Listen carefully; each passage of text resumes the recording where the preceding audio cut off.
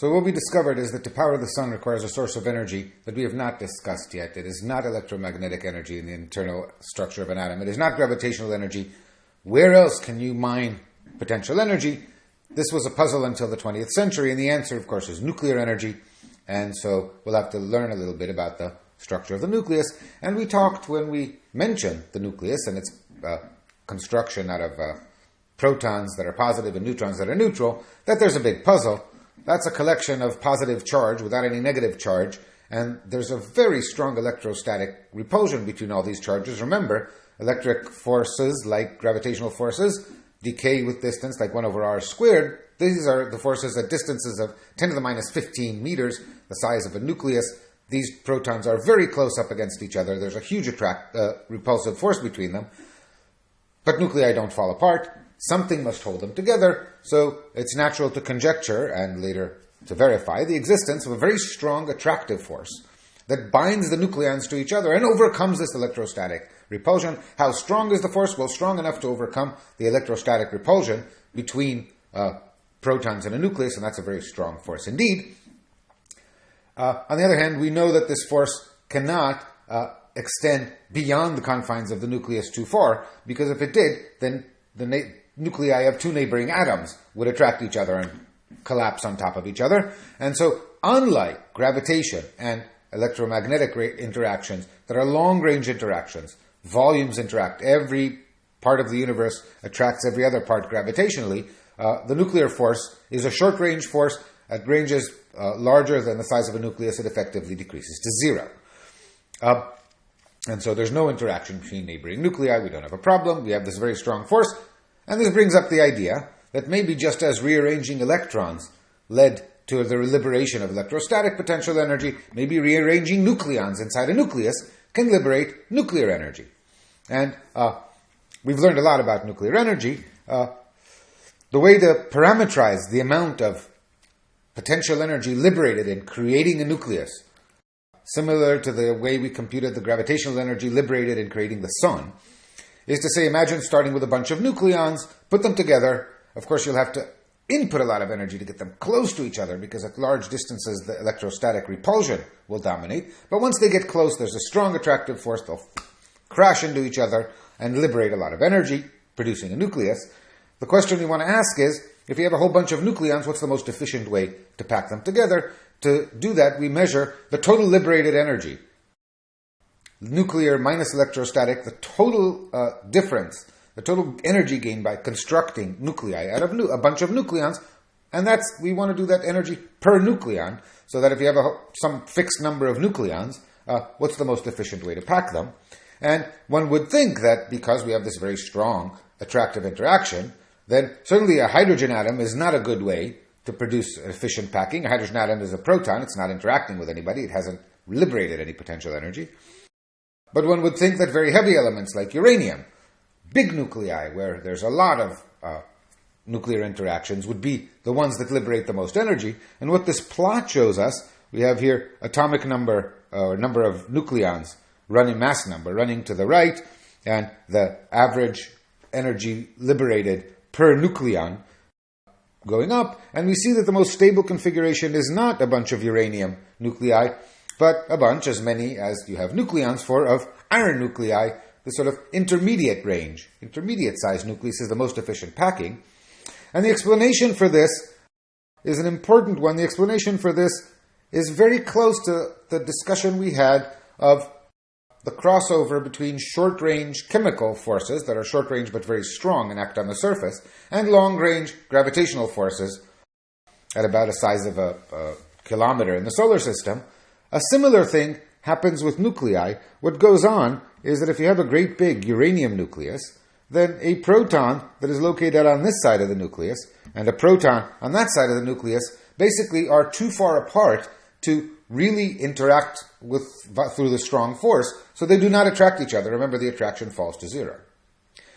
In some sense, each of these protons on the edge of a very large uranium nucleus interacts only with his neighbors.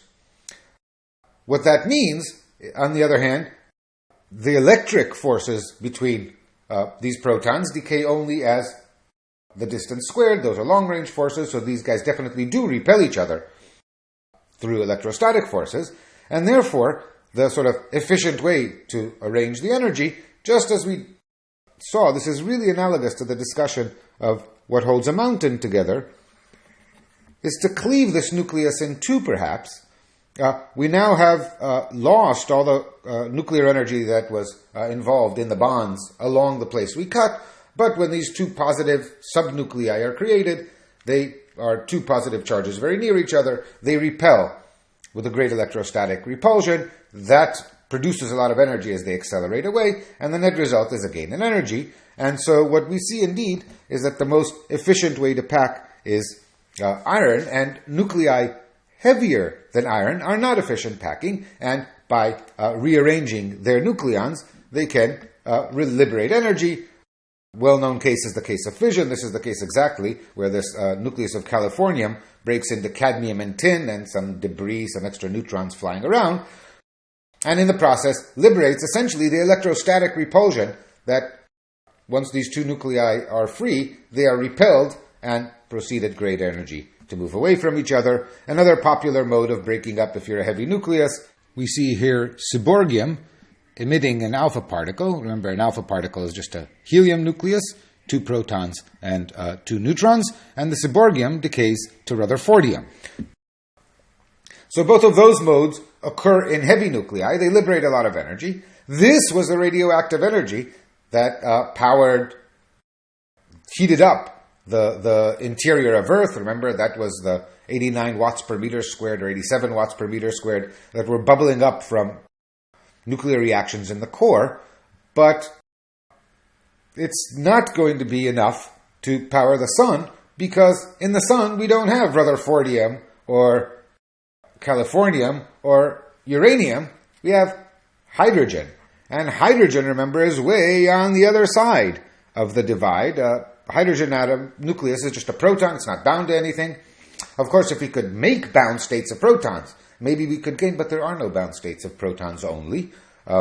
Helium-2 is not a stable nucleus. If you put 2 protons together, they may bind for a short time, but the electrostatic repulsion will break that nucleus apart very quickly.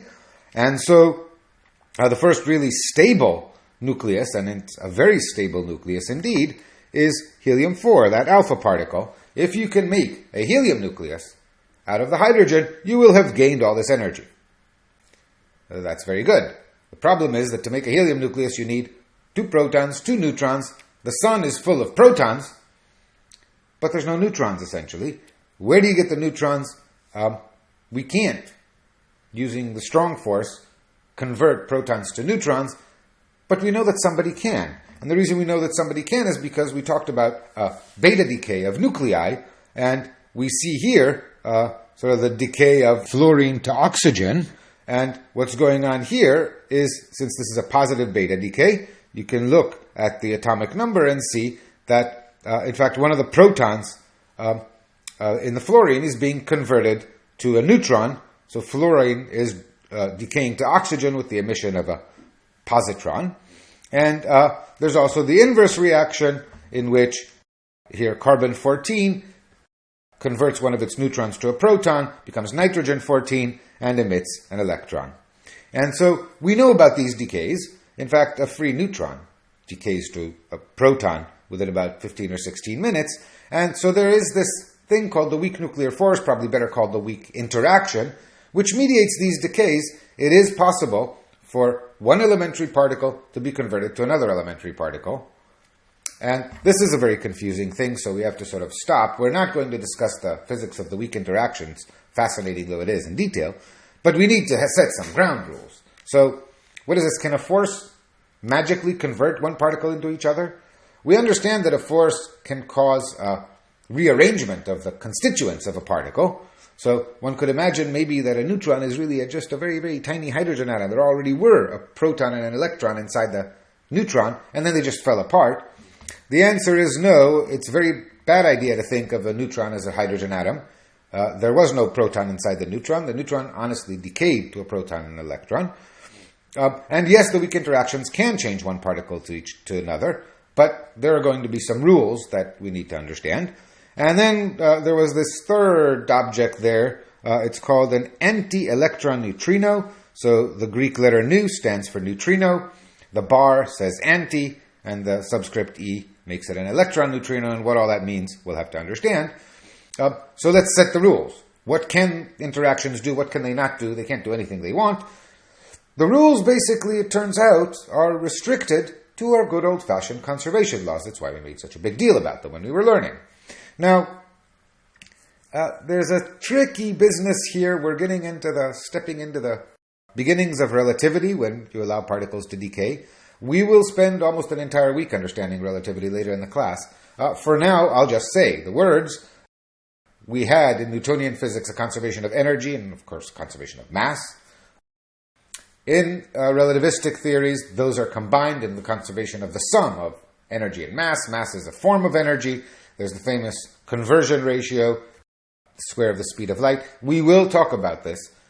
It is not that relevant to the processes that take place in the sun, despite what you may have heard. And so when it's important, we will talk about relativistic physics. But mass and energy are conserved.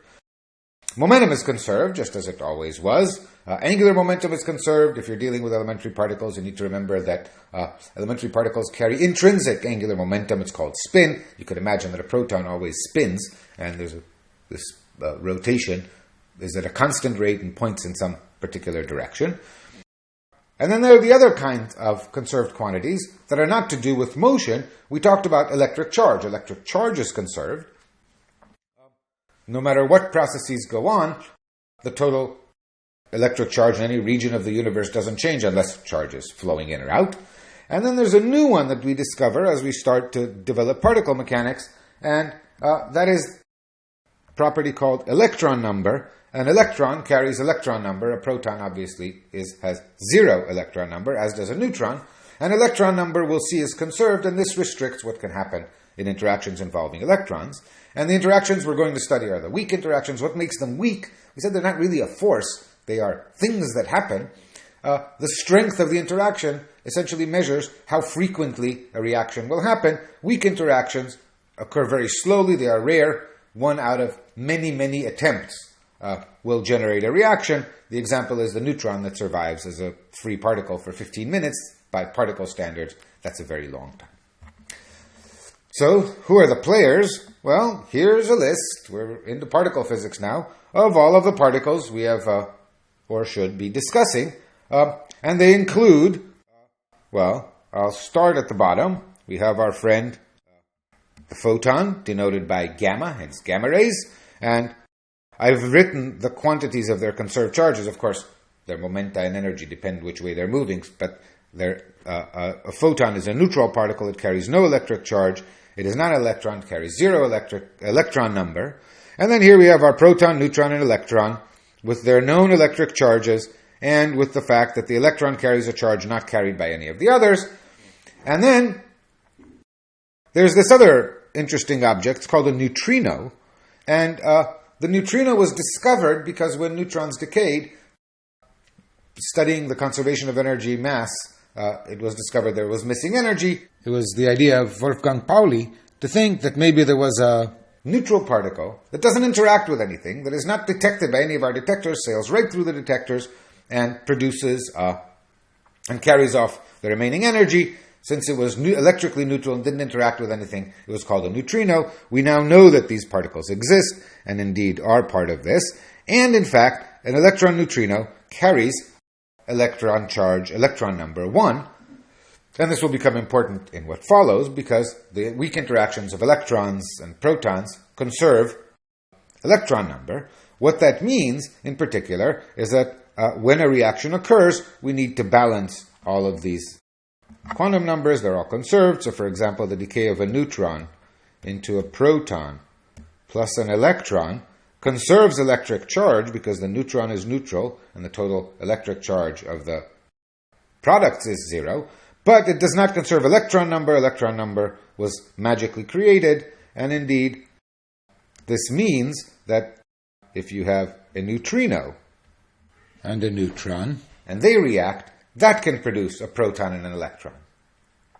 Now, I was about to write something on the right-hand side because, of course, a free neutron decays without anything hitting it.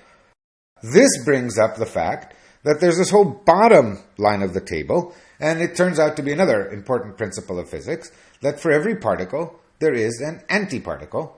An antiparticle is not something mystical or mysterious or a particle moving backwards. It's simply another kind of particle which has the same mass as the original and all the opposite charges. So, for example, there is an antiproton, which has the same mass as a proton, but is negatively charged and, of course, carries the same zero electron charge. There is an antineutron, which is neutral. There are anti-electrons. They're called positrons. That was what was emitted in positive beta decay. They carry the same mass as an electron, but electric charge positive and negative electron number charge. And the neutrino has its own antiparticle, and the anti-electron neutrino is neutral, like the electron neutrino, but has the opposite sign of electron charge, and so the decay can proceed if an anti-electron neutrino is produced over here. This conserves all the charges. Now, these neutrini are very hard to understand.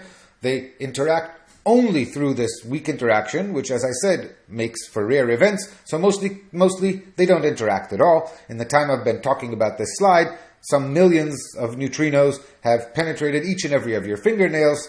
You have not felt them because they don't interact with anything. In fact, the great majority of them will sail right through the Earth and come out the other end and keep going through the universe. They carry very little mass, if any. In fact, they were for a long time thought to be massless. And they don't interact, which makes detecting them a very difficult proposition, as we will see. But they're important because they balance the charges in weak decays, and as we'll see, they have some other important role in our story. I didn't bring them up just to tell you about particle decay. And there's the property that if you take a particle and an antiparticle, say an electron and a positron, that combination has total charge 0 with respect to all the conserved charges except for energy and momentum. And so if you bring an electron and a positron near each other and they're at rest, there's just energy, that's in their mass, and that indeed can be converted to straight radiation. The electron and the positron annihilate, and a burst of gamma radiation flies off in both directions, and the energy is essentially the mass of the disappearing electrons. This is a process that does occur, and we will have to understand how that happens, as I said, when we talk about relativity. For now, we recognize that if you have an electron and a positron, you can liberate energy. This also explains why we don't see antiprotons or positrons in day-to-day life, or anti-hydrogen atoms that you could make by binding a positron to an antiproton. The reason is that living in a world as we do, which is saturated with electrons, a positron, for example, has no chance. A positron will electrically attract neighboring electrons, of which there are many, annihilate, and so positrons do not survive in our universe. We'll come back to the discussion of why there are protons and no antiprotons in our universe much later in the class. For now, I just wanted to, having brought up all these particles, to explain why we haven't seen them.